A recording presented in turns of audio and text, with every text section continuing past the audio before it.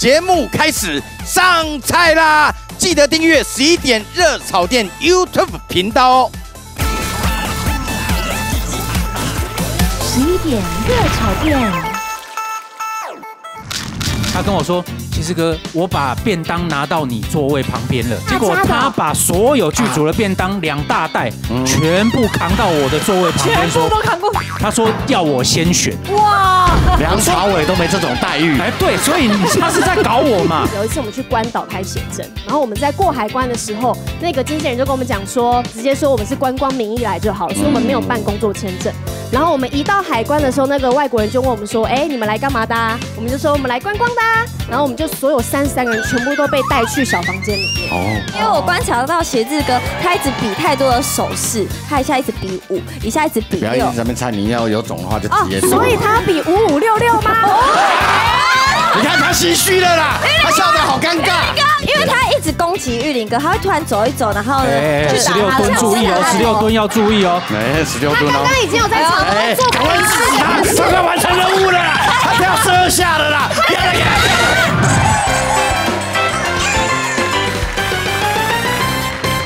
11点热炒店，熊高叉，不唱不辣不上桌。这样突然的，怎么了？你怎么了？不太习惯，你知道吗？因为以前就是单一一个声音嘛，现在突然2个好像一起在2个陪伴你，而且很有活力。因为那个 Melody 刚离开没多久，你怎么这样就开始在讲他怎么样？没有啊，有时候已经习惯5年来这种模式，习惯有一个伴在身边的对，像我们刚刚上次录的时候，因为我专注这个事情，所以我告诉你们2个。我刚刚稍微脑海当中出现他的画面以后呢，你看马上就几乎快要晃神了。哎呦 ，OK， 好，今天不得了啦！人家都说一句话：树多必有枯枝，人多必有白痴。他信徒多一定有什么？会有什么？劳斯莱斯，劳斯莱斯。对耶，你说师傅吗？我们不管职场啊，一起去旅游啊，一定都有那种白目的啊，会把我们气死啊，然后我们想要把他们杀死那。总是会有1、2个，但其实你会发现生活当中这些天兵，其实有时候你想骂又骂不得，因为他其实很认真在做事，只是每件事情都做错。对，他就不是故意的。啦啦队里面会有你想要杀死他们的吗？就是每次跳就跟人家跳的不一样，对，这样就算了，没有天分呢，还不努力。有啦，就是，但是也不能说他们是故意的，他们可能就是需要多练习。以你的资历，你是可以直接开骂的那一种。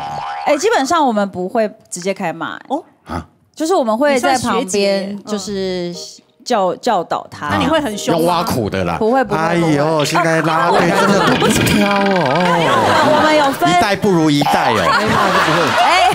不是不一样，我们是有分舞蹈组，那这些事情就是由舞蹈组去管理这样。身为资深专业全台湾第1名的啦啦队，哈，你看俏俏的表现怎么样？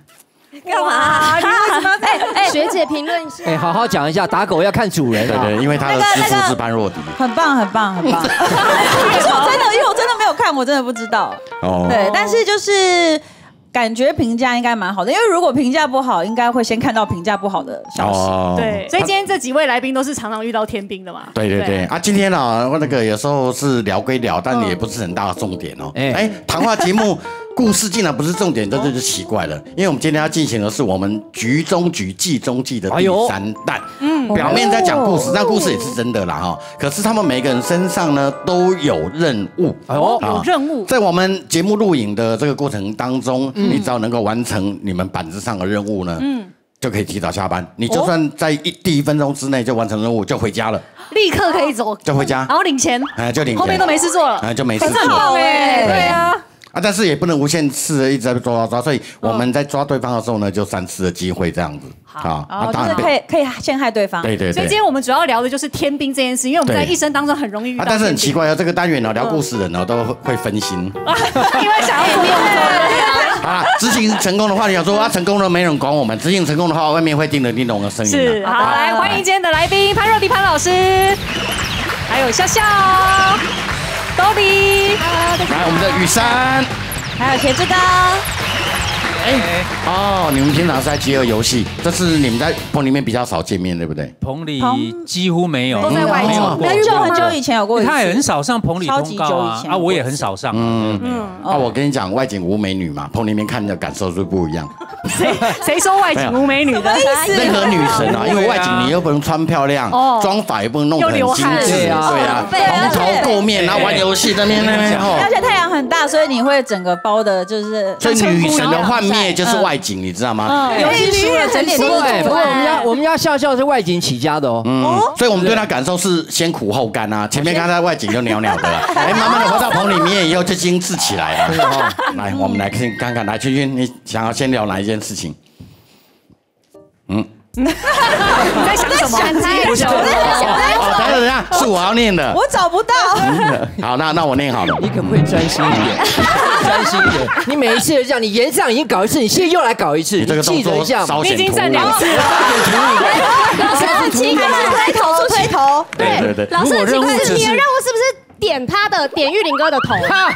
谁平常会去做这个动作？笑得又很假。不一定哦。你又指玉林哥了哦。也搞不好他任务是干笑。对，干笑，露牙齿。对，哇，那他应该他现在捣乱我们，捉他。好，来，我们先来看那个天兵二事件哈，来，记错时间又抢全剧组的便当。哇，有那么饿？这个是我的故事啊，我先讲一下好了。你为什么特别要这样？不要想那么多，各位要举手。各位，我说老师，我们今天拿了通告费，接了这个工作，我们就要尽心尽力把它完成。而且棚里面录影最大的一个优势是什么？你知道吗？是什么？就是要当自己家。所以呢，我也没有想要提早走。什么要脱鞋？为什么要脱鞋子？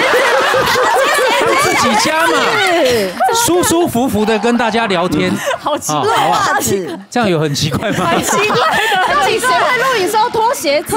不是，我们要营造家庭的气氛啊！你有考虑我们的立场吗？那种感觉？那你抓他，快点抓！不是很舒服哦。不会，你也可以脱啊，你也可以抓。老师又站起来了，老师又站起来了。老师，你抓他啦！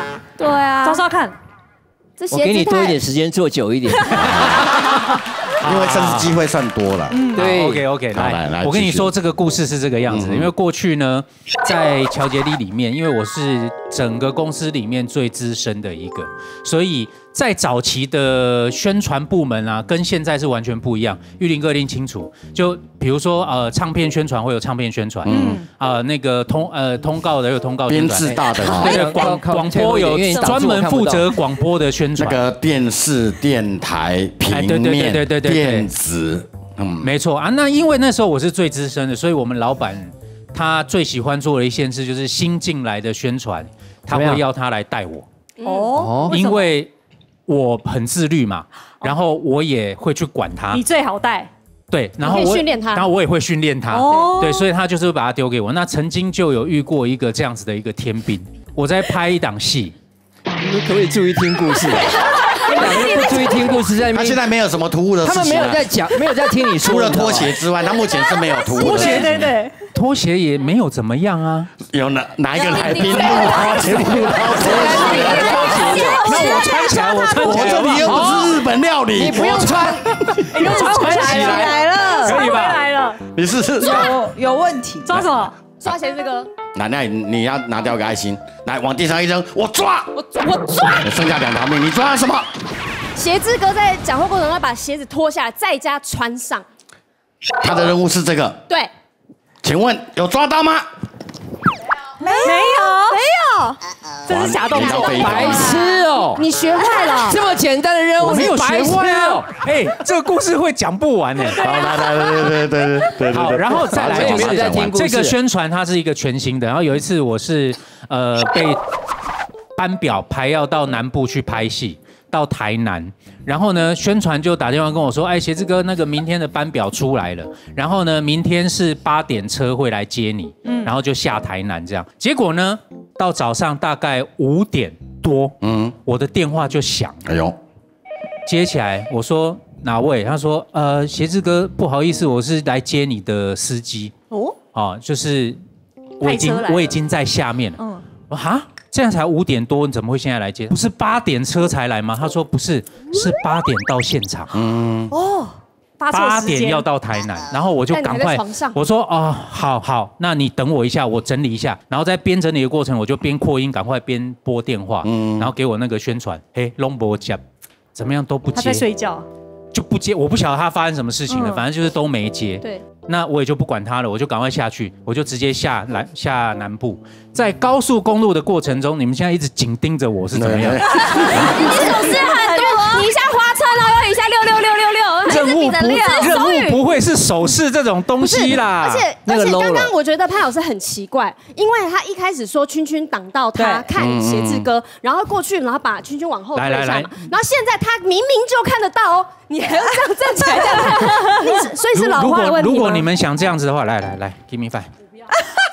为什么要 give me five？ 我讲他越弄就越不是啦，他就是专门在混淆的。不会就完成任务了吧 ？give me five，give me five，没有办法 ，give me five， 来 give me five， 来抓我，快，抓嘛！为什么投靠的？等一下，我觉得潘老师很奇怪，潘老师是最奇怪的，是最奇怪的。稍微一下你也敲太重了，还扣一声。那这样子好了，为了表示你没有任何的蹊跷，对不对？你每个人都敲看看。证明没有事。我真的没有。那你敲鞋子看看。我要抓，你抓他，快抓！我要抓，不要让他碰，你相信我。我要抓。哎，不听老人言。好，人家出示爱心就表示可以抓了。来，你要抓他的点是什么？潘老师的任务是用头去碰别人的额头，用头碰别人的额头，次数可以不用都是你在那边讲，都是他一个人在那边罪魁祸首的。老师又碰了一次玉林哥，碰3次以上，是不是推头啊？你那种敲跟碰跟那个不太一样。好，来，我们讲清楚，要明确一点。来，学志，你要讲一次，你要抓他的点是什么？用自己的额头去碰别人的额头，碰别人的额头。来，请问有抓到吗？没有哎，他会不会还处在混淆状态中？你要抓你，我要抓你抓谁？潘老师用手，不是，碰玉林哥的头3次，碰玉林哥的头。要有人碰玉林哥的头3次。好，潘老师用他的手碰我的头3次。我也是有点感觉是这样，你们都没感觉。我觉得是推头，可是不一定是只有你。我也觉得是推头，对，但是用手推头，那就有争议的哦，是推别人还是只推我？这个必须要明确的。推你，只推我玉林哥3次。对。来，请问有抓到吗？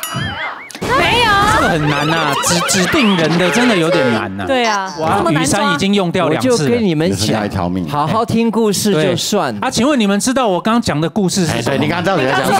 你脱鞋子比6，后来坐车，然后反正我就坐车下来。还没啊！我就讲说他跟我报错时间就天兵宣传嘛，对不对？对，天兵宣传。然后我就搭车就往南部去，就我快到台南的时候，我的电话响了。他回我电话了，然后他说蝎子哥，对不起，我报错时间了啊，是8点要到现场。对，我说没关系，我已经在路上了，我们直接在现场碰。这样。然后他说好，那我们待会见，这样我们就到台南去。梳完化之后，我就开始拍戏。一直拍，大概弄完头发9点多开始拍，一路拍到中午12点。那剧组就说好了，我们放饭喽。这样子放饭之后呢，我就准备要去那个，就远远的就听到就是说，蝎子哥，对不起，我来了。我就听到他跟我讲说他坐我车下来，我听到旁边有人在讲说那个。便当放哪里啊？我也不疑有他。结果呢，他又接着跟我说什么？他跟我说：“蝎子哥，我跟你说，我把便当拿到你座位旁边了，你自己选看你要做什么。”结果他把所有剧组的便当2大袋全部扛到我的座位旁边，全部都扛过。他说要我先选。哇！梁朝伟都没这种待遇。对，所以他是在搞我嘛？对呀。所以就是他在搞我。好天兵哦！你现在耍大牌，因为你时间又记错，然后你又把大家便当吃。会把你搞死对啊，那你命算硬很多人可能这一拖就结束了 ，game over 了。那还好，我的人大家也不会因为一个便当对我怎么样，所以我还可以持续到现在30年，你看多好。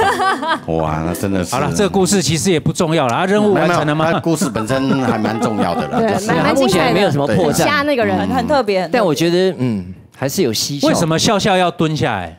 没有，我想认真听啊。哦，而且因为我观察到写字哥，他一直比太多的手势，他一下一直比5，一下一直比6。不要一直在那边猜，你要有种的话就直接抓。所以他要比5566吗？比5566，我一直比5，一直比6，然后我就是打电话给他，你们不抓我就要抓了哦。你看他心虚了啦，他笑得好尴尬。你要抓什么？我要抓过关了，我要抓写字哥，就是要在节目中比5566，在说故事的时候要比5566。可是有一个关键哦，如果是这样的话，那他应该已经过关了，也可能是次数，要比几次？3次。要比3次。你有看到他比3次吗？你不要再胡说八道了。没有，他如果比3次他就过关了啊，所以表示他没过关啊。你们刚没有发现？都一直在偷瞄我。潘老师刚刚又戳了人家的脸了，而且刚刚抓洗迪翁。啊！我要抓洗迪翁。你抓洗迪翁什么事？好突然哦！不是，你们一个一个抓，一个一个抓。抓完呢？有人可以一起抓的吗？我排队。那可以啊，他们反正3条命之内都可以啊。那我要先抓写字哥，因为他应该还没有比到3次。所以我要抓写字哥，要在讲故事中要比出3次5566。请问孙协志的任务是比3次5566抓到了吗？没有。好，你看吧。我抓，都你抓。我抓洗礼迪翁老师，戳别人的脸颊3次。戳别人的脸颊是有指定人，没有指定人，没有指定。因为潘老师刚戳了我一下。对，他在戳我，对，没有指定人。你是不是被抓到？会不会他的任务是戳脸颊？没错，可是要戳50下。我跟你讲，继续戳。你的事都戳出来了。我没有在继续戳，我只这样讲而已。他又推你头哎！又推了一次。我要抓潘老师。你看，我要抓潘老师。你抓我。他会用手扒玉林哥的头3次，手扒。对。我其实我隐约觉得因为他一直攻击玉林哥，他会突然走一走，然后呢，16吨注意哦，16吨要注意哦。16吨哦。刚刚已经有在场中做过一次，他快完成任务了，他不要射下了啦！不要再给他，不要！他推底下了，来公布答案，是过关了。是什么？是16吨啊！跟你们讲，叫你们不要让我停下来。老子，我都没用到哦。什么？He is my brother。虽然我要先走了，但是我还是会留到最后陪着你，好不好？那你告诉我们你的任务。碰到玉林哥的头5次不连续，我还以为是16吨呢，猜对了所以他刚刚一直戳玉林哥的头。如果还要讲到次数，真的太难了，次数太难了，真的很难。哎，那你要搞5次也很难呢，没有那么容易。来，你走人，你成功啦！哇，真的要走了，下班了。但是我跟你讲，我们要有再多背我们10分钟。对，我们要有敬业精神。我们还是坐在那边陪，我也参与玩一下。你也可以抓，你可以提早走，但是再多留一下。再玩一下，没问题，没问题。这样好了，如果我再抓到下一个人是谁，分我1/3。那你赶快，那老师，我把另外哥的，我们捐给制作单位，制作单位多辛苦。如果他提早走的状况，他还要讲故事吗？不用，我讲我故事蛮好听的，你们听我讲。没有，我们没有要听，没有。那我现在讲故事，其实那个故事是这样子的，请回去做好。好了，再多待10分钟。陪我们一下，我们观察一下，好好玩。好，来，天兵经纪人害我留案底，这也太严重了吧？留案底，雨山的，对。我刚出道的时候是从唱片公司出来的，然后那时候里面有一个经纪人呢，其实他现在也是一个很大牌艺人的经纪人，是很厉害的经纪人。但是呢，那一次的状况就是在很多年前，那时候香港的飞机场才刚有迪士尼专卖店，然后呢，那时候我们去北京工作，然后要到香港转机，那个时候我们就5个女生很开心在那边逛那个免税品店啊，然后逛迪士尼的东西，然后呢，我们就发现，时间好像有点快到了，我们就问经纪人说，我们是不是要去准备登机了？然后呢，经纪人就说还没啦，你们继续逛，时间到我会告诉你们好不好？你放心继续逛。然后我们逛，然后又听到好像广播我们班机的声音这样子。然后那时候该不会比5566的人就是你吧？是我吗？反正我那时候我就问，我们还是问经纪人说，听到就听到，干嘛还要这样子？哪有人要打电话吗？那人讲话这么做作的？对啊，因为少女团体出身，我们就是会这样讲话啊。对。然后呢，那个时候经纪人跟我说啊，不是我们啦，就是你们还是可以继续逛。讲完这句话之后呢，他就去厕所大便了。然后呢，结果在他大便过程中，我们的飞机就飞走了。飞走了。然后刚刚广播就是我们团员全部人的名字，就是最后广播 final call 的时候，对。然后呢，这个经纪人这一次，你知道，因为我们5个人其实要省钱，我们已经选择要转机了，然后结果我们之后还是又再多买了一个。就是班机的机位这样子，但是呢，最严重的事情是我有一次我们去关岛拍写真，然后我们拍写真的时候，一整批人33个人哦，然后我们在过海关的时候，那个经纪人就跟我们讲说，我们不用办那个工作签证，直接说我们是观光名义来就好了，所以我们没有办工作签证。然后我们一到海关的时候，那个外国人就问我们说，你们来干嘛的啊？我们就说我们来观光的啊。然后我们就所有33个人全部都被带去小房间里面。然后从此之后，我现在只要去美国的领地我就是进不去，那很麻烦呢，这样很麻烦。然后现在可以办 ESTA 嘛，但是我只能办 Visa， 我要花4500块去面试，额外做面试，对，额外做面试我才能去美国，而且这么久了都还没办法，没办法。而且我现在只要去美国一过海关哦，他就一看到我之前的案底的记录，案底因为我说谎，然后我案底，然后他就直接把我带到小房间，每一次都要审问超过4个小时以上，然后你还要跟那些就是外国人，就是跟他讲说，我是少女团体，用英文讲说 girls group 5个女孩，然后还要这样唱一段给他们听，因为我们没有。还要唱一段给他们听，因为没有网络，你要怎么证明讲的是真的？然后你还没又唱又跳，他说我们是T-pop， 还被他笑说什么是 T-pop？ 对，你完整的把故事说完呢？对啊，厉不厉害？所以我故事很精彩，大家从头听到尾。那你的任务到底是？对啊，你们要看呢？还没，你还没做他还没做，他没有当，他这个埋得很深哦。对，他这个应该不是自己可以完成的。好，来，我们找一题让潘老师可以赶快讲完。对，因为他赶着下班了。来，天兵，不是刘安迪，你现在没有理由戳我的头了吧？我可以做别的事情啊，他都过了，对不对？天兵一出手，全连没得走。我跟你讲，当兵的，其实大家都知道，在当兵的这个季节里面，其实他讲的过程当中，你们就可以那个对，你们就可以这个。其实，在当兵这个季节，你也知道，其实男生当兵有很多的状况。那这样好了，我们这样讲，女生不太爱听这种东西。对。但如果不太爱听的话，你就要特别注意了，尤其是手来抢了，你结束任务了，你这样就是。尤其是你现在已经没有任务了，你不要那边假借。但我会想说，尽量让他们泄露出来，然后让他们去看一看嘛，好不好？写字。你要看清楚，你也当过兵，知道对不对？对。当你的班上有那些很两光的那些同学，那些兵该怎么办？我们班就有这么一个夜行军，大家都知道，女生不太知道，就晚上一定要一连的人跟着在那边这个马路旁边走，然后都不能出任何声音。可是那个时候呢，会以前是带那种钢盔的嘛，对，带那个钢盔啊，然后旁边还有那个水壶。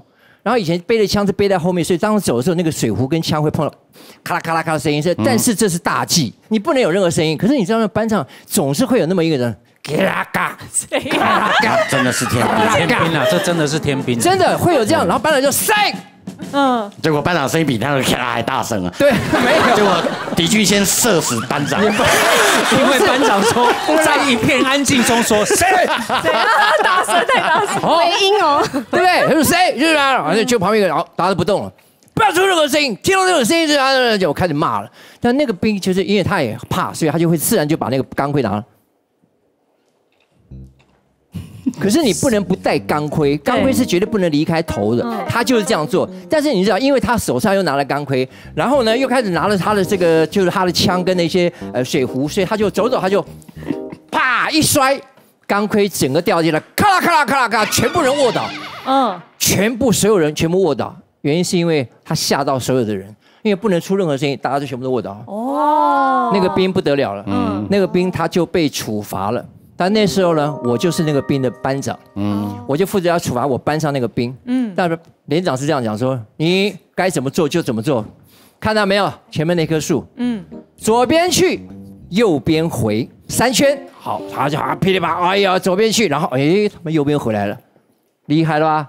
班长跟他说，听好，右边再去，左边再回，那个树有话跟你说。班长一定要想办法，我总要想一些方法嘛，对不对？对不对？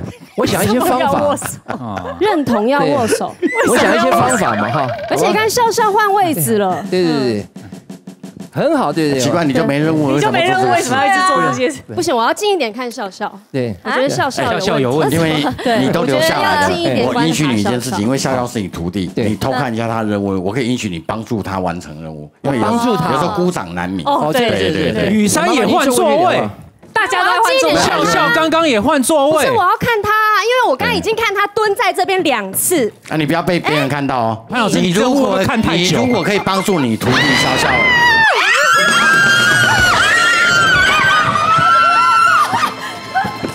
我要抓！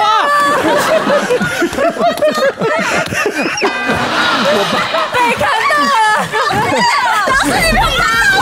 我抓！我抓！确定！来，连起来！来，确定有抓到啊！意外也是比赛的一部分了。对。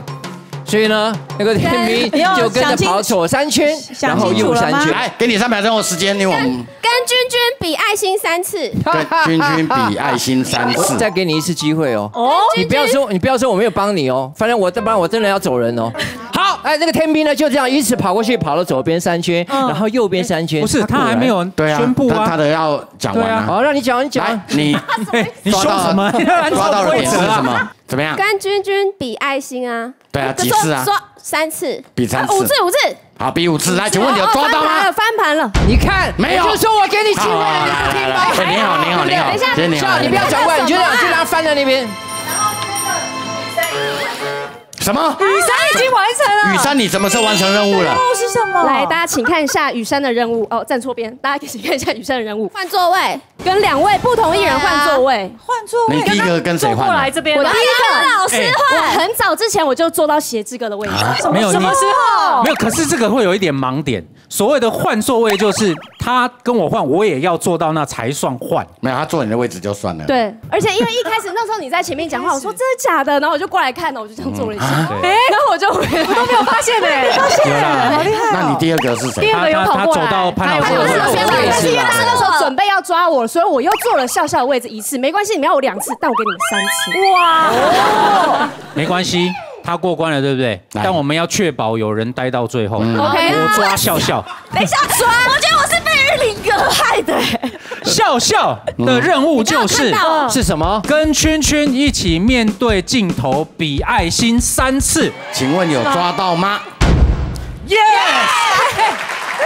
是不是？你刚刚是不是偷看到？是不是？你刚刚是不是看到？你有看很仔细吧？没有，你掀开掉下来的时候就看到了，不是？对，所以他其实任务1次都没有达成过。不是，我们3个都我还没开始啊。我跟你讲，不是，应该这样说，我们3个如果都走了，怎么又有人完成任务了？你完成什么任务？这是击掌啊！这样我的手是怎么了？是需要这样子吗？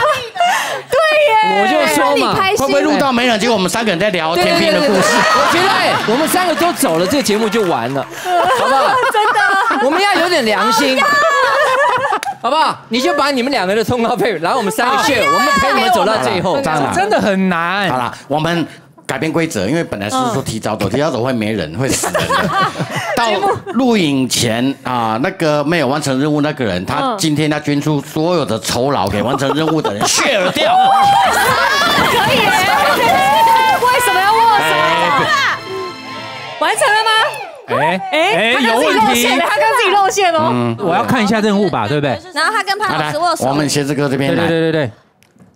先确认一下任务有没有对，跟主持人击掌5次，而且不限哦。有啊，记得前面就在跟我击掌。其实这真的超难，因为太明显，这个东西太明显。真的，我一直在等有一个很嗨的气氛，可以。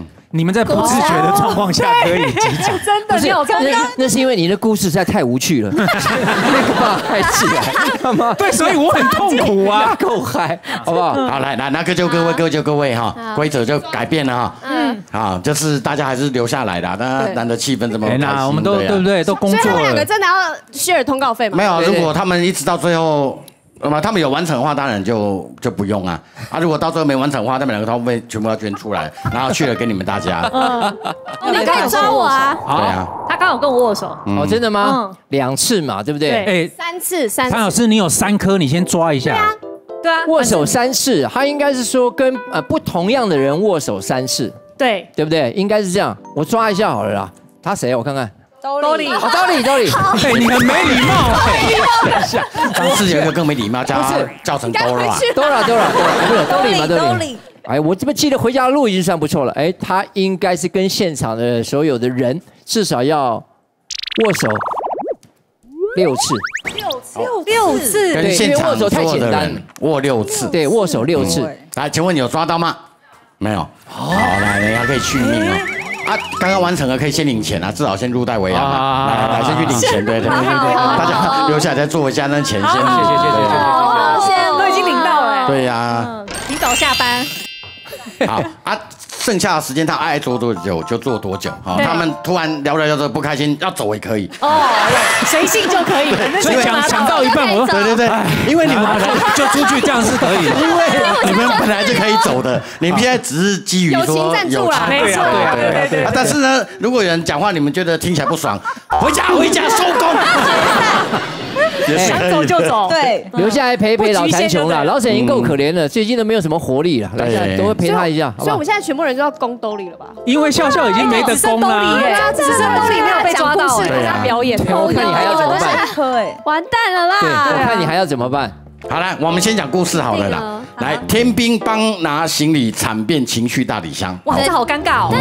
但是我现在没有想要讲这个故事，因为我想要改一个故事。等一下，我要改一个故事，因为这个故事就是也是天兵的故事，但是这个天兵在现场，而且我认识这个天兵大概10年的时间，15年。15年，他几年都搞不清楚，你看为什么你会知道？不是因为知道天兵在现场吗？对不对？因为天兵就在现场，那就是我们跟老师嘛，然后天兵就是老师本人。因为我们之前都会去新加坡、马来西亚表演，那我们有一次去马来西亚演出的时候，那通常就会2台计程车，那我们有分教练团队，那我们有一批的教练团队先去现场彩排，但是因为马来西亚的计程车跟台湾不一样，台湾可能可以先付款嘛，所以付款了之后，老师下车可能就不用再付款。但他到马来西亚之后，他就坐上了计程车，下车他就是直接就下车走人，就司机呢就翻过去跟他说，后来老师呢就翻过去，你该不会刚刚想要做这个动作没机会做？不是。好啦，让你完成心愿啊，给你弄完，虽然你已经被抓到了，完成任务。你要把它融在故事里面。那时候司机用讲的不清楚啊，不然群群你跟我演好。群群你帮我演一下，然后你当司机，然后就说然后比个爱心这样子。啊，我下车了。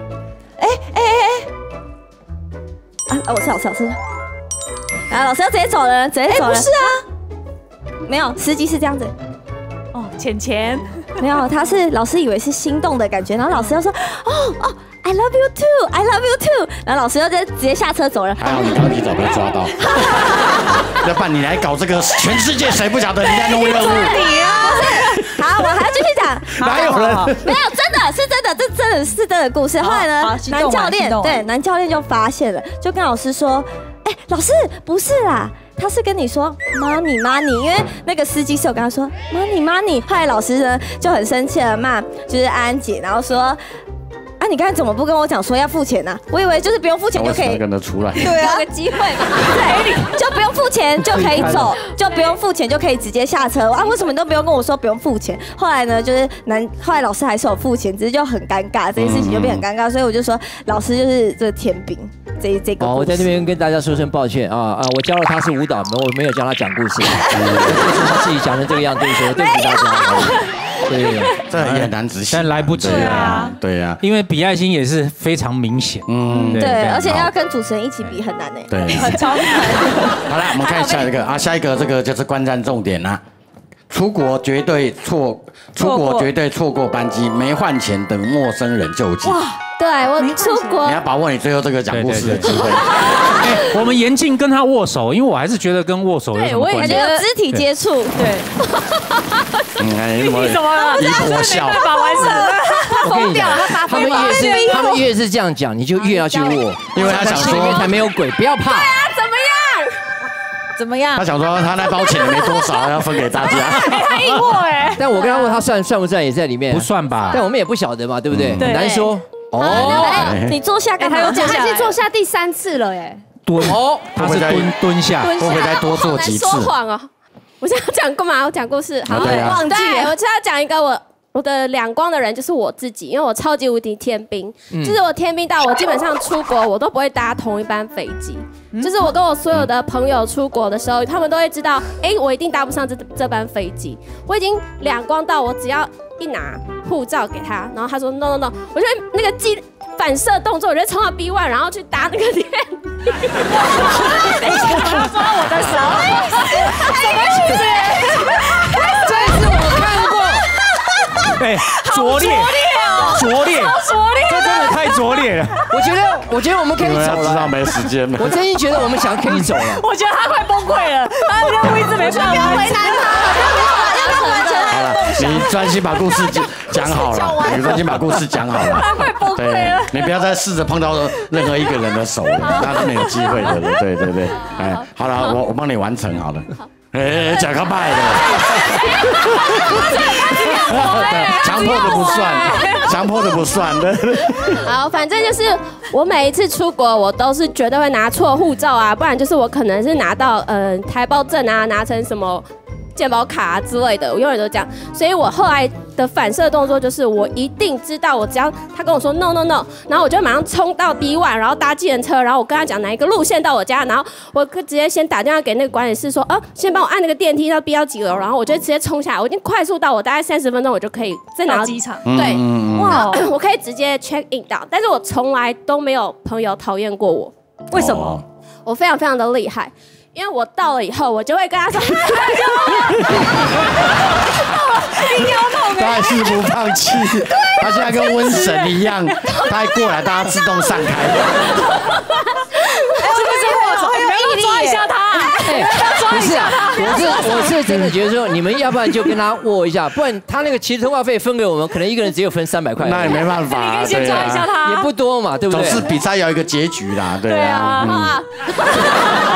他还是不死心哎。反正就是后来呢，你现在整个趁哦，看谁对晃神不专心，然后呢本能反射跟你这边握，只等他晃神，等你一下。好，反正后来就是我还两光到我去了那边之后，我永远都不会换钱，我也不会就是带钱，因为我都会忘记，我就觉得有手机就可以了。然后有一次好死不死，就我那全部的朋友，他们都刚好换刚刚好。没有多的，就没有多的，然后没有人可以救得了我。然后我说好像没差，反正卡可以去那边领钱。对，领钱，我是提款机，可以这样领钱。然后结果就哇，我那张卡竟然没有开通。那个演一下提款。伟如，你闪远一点好了。我觉得好可怕，我觉得他一直在针对你。你看我的手到哪，他就到哪，好神奇哦。那个地方好远，对，然后我要开演唱会啊。然后呢？就领不出来嘛。后来他们就说好，不然那现在怎么办？结果后来我就说好，没关系，那我就路上开始找人。你的手，我就路上开始找人给借我钱这样子。就我每一次都是每借必成功，反正就是我都会借到钱就对了，我就永远都不会有人讨厌我，因为我都会处理完。OK， 对，好，很棒，可爱。谢谢。自己可以回应我，没有人要握手。对。好，来再来一个，来天兵婆婆疯狂剧透求婚计划。我的故事，来，可以跟大家分享。你就好好专心讲。他是我的，你不用担心时间，如果真的还不够的话，潘老师会带我们出来跳一样的舞蹈。好，没问题，交给潘老师了。但是婆婆不是我的婆婆，不是老婆婆，是老婆婆。是我的婆婆，对，因为之前我老公为了要跟我求婚，我才刚新婚快2年而已。那时候他为了跟我求婚这件事情，他就是计划了2年，每一天呢都跟我说你想要嫁给我吗？然后因为他觉得我很机灵，如果他只要先让我知道了惊喜的话，我就会不高兴。他觉得这个求婚就没有这么棒了。但是呢，他就是少顾到他妈妈这一块。他妈妈就是比较粗线条的人。然后有一次我们在外面家庭聚餐的时候，然后妈妈就会跟全部的家庭成员说。啊，那个吼，你那个戒指啊，妈妈帮你找到那个银楼去改那个戒围啊，然后呢，那个什么什么干嘛的，然后呢，旁边姐姐，我老公的姐姐就说，啊，对，奶奶之前送我的戒指，我要改戒围这样子，我老公就说，对对对，就是姐姐的戒指这样子，然后他妈妈那时候才读到空气，他就说，哈，啊不能讲哦，啊不能讲就算了，这样子，哇，破梗了。对，就破梗。但其实我从头到尾都有听到，然后可是我就要装在吃我的韩式料理里面，然后这样子没有听到。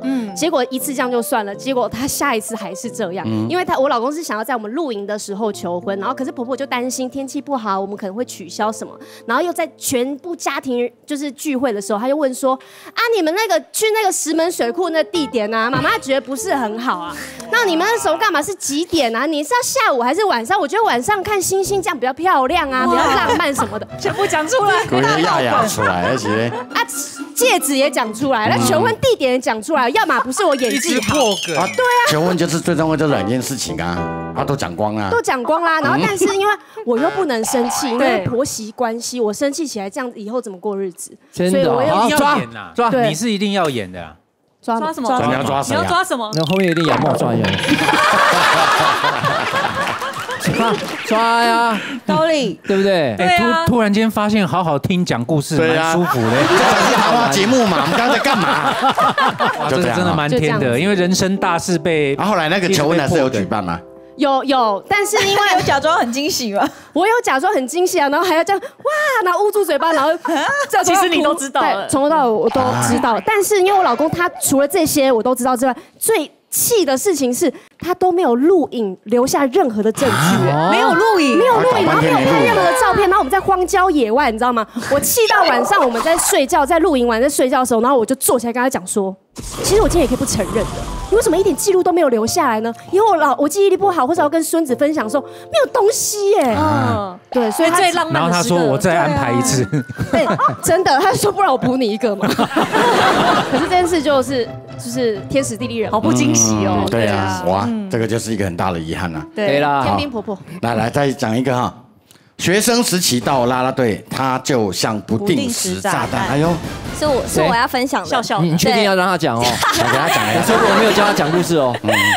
好了，我要分享。是真的，就是我这个朋友是真的很天兵，因为我们在学生时期，我在高中是读那种表演艺术科，所以我们的期末报告就是要看舞台剧，写报告交出去。结果那个朋友就是非常爱漂亮，他现在也是啦啦队，然后他就是很爱穿那种很细的高跟鞋，高中生而已。然后我们在去的路途中呢，他的高跟鞋跟就断掉。他就直接扭到脚，然后我们就必须得就是没办法去看戏了，然后就因为他，所以我们就带他去医院。然后在下一次呢，同样的场景，同样的事情又来了，他又穿同样的高跟鞋，而且他是去，因为那时候只能去夜市买，他又再去夜市买同样一模一样的高跟鞋。后来我们就很受不了，因为我们这一次如果没有看到，我们就没有办法交期末作业，我们会直接就是要重新修这一堂课。后来就其中一个男同学就说，好，他去便利商店帮他买3秒胶。后来整场戏那个男同学一直骂他，就说你为什么要穿这个高跟鞋？但是他手上是压着他的鞋跟，就是帮他压着，然后看完整场戏。后来呢，有一次就是我们会上一些国标舞课嘛，或踢踏舞课，他永远一只脚会带国标舞鞋，一只脚在踢踏舞鞋。那不就跟你一样吗？这么天兵，他就是这样啊。带错鞋，所以你在讲你自己的故事。他带 bra， 他只带1颗哎。带1颗是要粘什么？他真的，他常常忘这个。我们如果今天穿全黑的，他一个人穿白的，全部人都黑的，他一个人穿白的。然后带 bra 他跳，还有跳，啪，粘在这边。他就是这样。这么天兵，这个也叫天兵啊。然后反正后来呢，就是我们就常常因为他这件事情，然后造成我们的困扰，因为我们都会被扣分。到啦啦队现在，因为我们是同个直男啦啦队，然后有一次就是女孩日，我跟他一起表演，我们要跳那种现代舞蹈。后来我就跟他提醒说，就是你要穿安全裤，因为那个裙子是会掉的。他就是跟我说不要，他爱漂亮不穿。结果呢，在跳舞的同时，还好他有穿啊，在跳舞的同时跳到一半，他的裙子直接掉掉下来，他就穿着白色安全裤在上面跳完整场表演。后来他下来就跟我说：“哎，好险，你有提醒我要穿安全裤，不然我就要穿着内裤跳嘞。”被天兵提醒，好乐观哦。是不是草莓啊？你要讲这个人？不是，是雪宝。欧拉福，对，雪宝现在是这种人，没错，对，很强，非常强。那今天怎么办？现在只有那个兜里，来兜里的酬劳，那你先拿，你先拿，对。先看他任务吧。他的任务一定是跟我就是跟伟如握手了。因为他们如果猜不到，应该是跟伟如握手2次。反正他也没完成啦，必然的嘛。对，他这个钱也不是你的了嘛。老呀。对，我们请那个我们艺人代表潘老师，你等下再发给其他各位的。潘老师真的会发吗？会不会拿走？那兜里任务到底是什么？应该就是跟我握手了吧？来，大家猜看看，这包钱啊，因为你们艺人血额真的没多少钱，你们猜谁猜对了，这包钱就给那个人。赌起来。跟主持人握手5次，跟主持人不限任何主持人。好，不限任何主持人。我这边2次好了。好，你2次，3次，笑。你没有 OK 拜。为什么6次？好，6次。来，揭晓你的任务是几次呢？要跟3次。哎，其实很容易，而且是要女主持。他刚其实一开场就先握了，因为他刚刚有想要跟我握手，但被我拒绝他了。那你为什么要拒绝他？然后他就一直黏他，因为我就想，一开始我以为是每一个人握手1次。因为君君的个性也是疑神疑鬼的，他知道有这个单元之后，他什么事都不会跟你做。对。所以我那个 Give me five 最后可以弄到，算我也是蛮开心的。你真是弄得神不知鬼不觉，我们就莫名其妙在拍，因为你第一波那个太自然了。对呀。我跟你拍完之后，我超开心的，我真的哇，真的。对，这样是老的。下午茶，太好了。那因为也没人真正的猜对啦，所以按照原来的规矩呢，就是大家 share 了。没错。好，你也可以跟呐，可以分一份就对。OK， 不过这个天兵有时候会让人很生气啦，有时候荒唐的小事呢，也可以让我们生活当中是充满笑料的。没错，而且这些天兵的朋友是不是还在你身边？他其实就把我们生活当中这一些乐趣、苦闷的时候看看他们还蛮有趣的。对，那我们下次见啦，拜拜。谢谢，就这么一句也搭不上，真是够了。没有，他还在警觉当中。感谢大家收看，记得订阅11点热炒店 YouTube 频道。See you next time, together forever.